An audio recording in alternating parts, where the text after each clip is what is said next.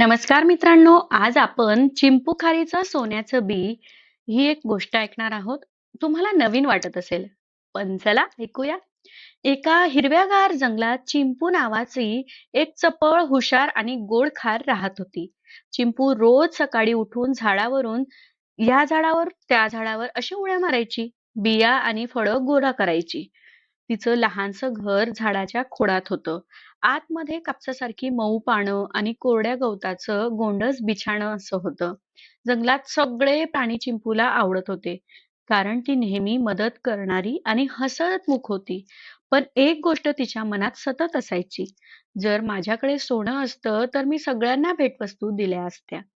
सकाळी चिंपू अन्न शोधत झाडावरून खाली आली, तेव्हा तिच्या डोळ्यासमोर काहीतरी चमकलं. ती जवळ गेली तर जमिनीवर एक सोन्यासारखं चमकणारं बी पडलेलं होतं. चिंपू थक्क झाली. अरे वा, हे तर सोन्याचं बी दिसतंय. आता मी श्रीमंत होणार. ती बी उचलून पटकन आपल्या घरट्यात गेली आणि एका पानात ती लपवून ठेवली. पण मनात विचार सुरू झाला, हे बी मी कुठे लपवू? कुणी पाहिलं तर माझं सोनं घेऊन जाईल बाई. थोड्याच वेळात तिची मैत्रीण पिंकी चिमणी उडत आली. अगं चिंपू, आज इतकी घाबरलेली का दिसतेस? चिंपू थोडी अडखळत म्हणाली, काही नाही ग, काही खास नाही. पण पिंकी मात्र हुशार होती. तिला जाणवलं की चिंपू आपल्यापासून काहीतरी लपवत आहे. ती हसून म्हणाली, अगं मित्रांपासून रहस्य लपवायची नाही. सांग ना काय झालंय ते. चिंपूने शेवटी सांगितलं की तिला सोन्याचं बी सापडलेलं आहे. पिंकी हसली आणि म्हणाली, ते बी जमिनीत लावून बघ, कदाचित सोन्याचं झाड उगवेल.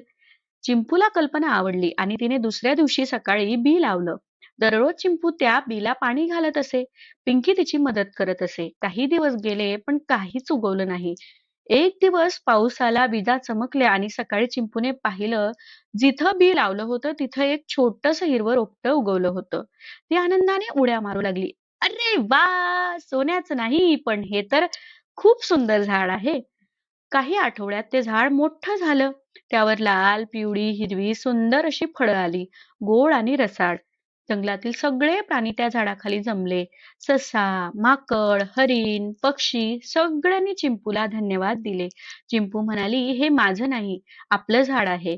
आपण सगळे मिळून याचं रक्षण करूया. पुढच्या दिवसापासून सगळे प्राणी एकत्र येऊन झाडाची काळजी घ्यायला लागले. त्या झाडामुळे सगळ्यांना अन्न मिळालं, उन्हापासून सावली मिळाली आणि जंगल आणखी सुंदर झालं. खरा खजिना सोन्यात नाही तर प्रेम, मैत्री आणि प्रयत्नात असतो. आपण काही मिळवलं तर ते सगळ्यांबरोबर वाटल्यावरच त्याची खरी किंमत वाढते आणि म्हणून सर्वांनी सर्व गोष्टी वाटायला शिका. धन्यवाद. आपल्या चॅनलला लाईक करा, शेअर करा, सबस्क्राईब करा आणि कमेंट करायला विसरू नका. धन्यवाद.